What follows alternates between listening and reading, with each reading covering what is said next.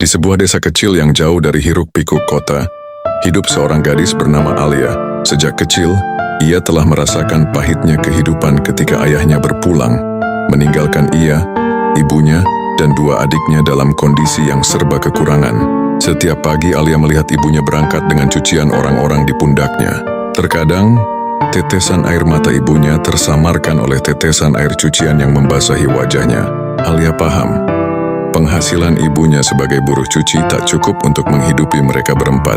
Di usianya yang baru menginjak 19 tahun, Alia membuat keputusan yang mengejutkan. Ia memilih berhenti sekolah dan mendaftar sebagai TK 2 Bilu ke Arab Saudi. "Bu, izinkan Alia pergi. Biar Alia yang bantu keluarga kita," ucapnya suatu malam membuat ibunya terseduh. "Nak, ibu takut kehilanganmu," bisik ibunya dengan suara bergetar.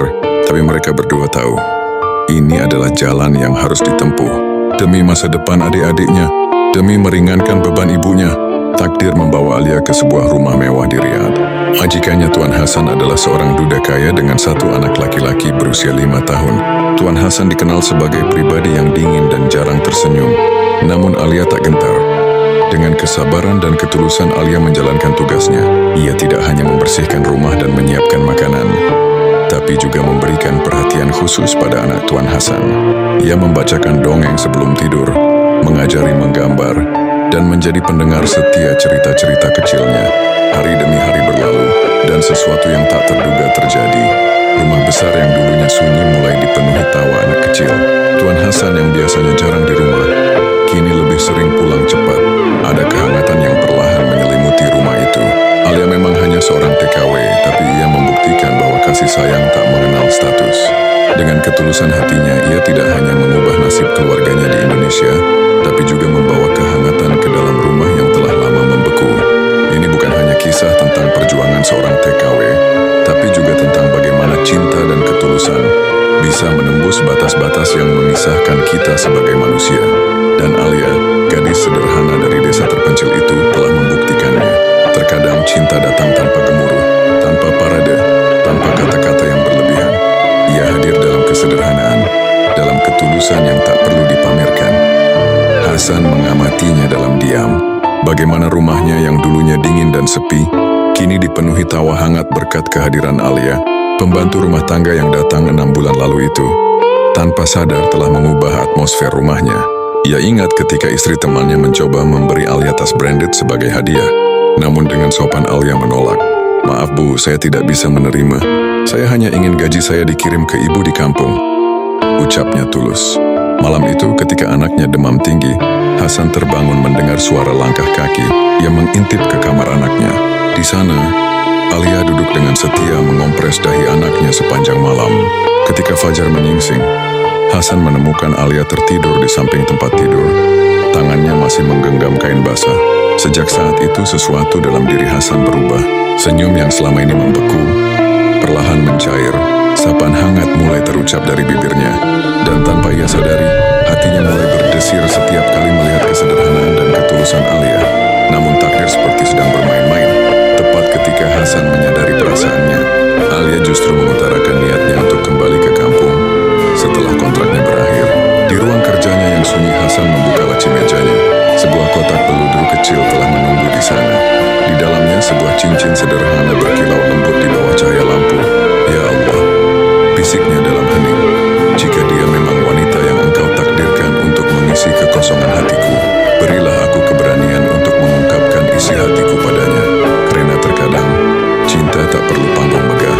Ia bisa tumbuh dari hal-hal sederhana, dari ketulusan yang terlihat bahkan dalam diam dan peluh. Dan mungkin itulah cinta yang paling indah, gadis sederhana yang hidupnya berubah karena keikhlasan hatinya." Di sebuah rumah mewah, Alia bekerja sebagai pembantu dengan penuh dedikasi. Setiap hari ia menjalani tugasnya dengan ketulusan, tanpa pernah mengeluh atau mengharap lebih. Hingga suatu hari, sesuatu yang tak pernah ia bayangkan terjadi. Hasan, sang tuan rumah, memanggilnya ke ruang keluarga.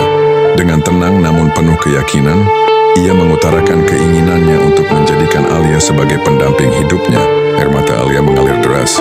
Bukan air mata bahagia, tapi air mata kebingungan dan rasa tidak percaya. "Saya hanya pembantu biasa, Tuan. Saya bahkan tak tamat SMA," ucapnya terbata-bata. Namun Hasan memandangnya dengan penuh kehangatan dan berkata, "Di mataku kamu jauh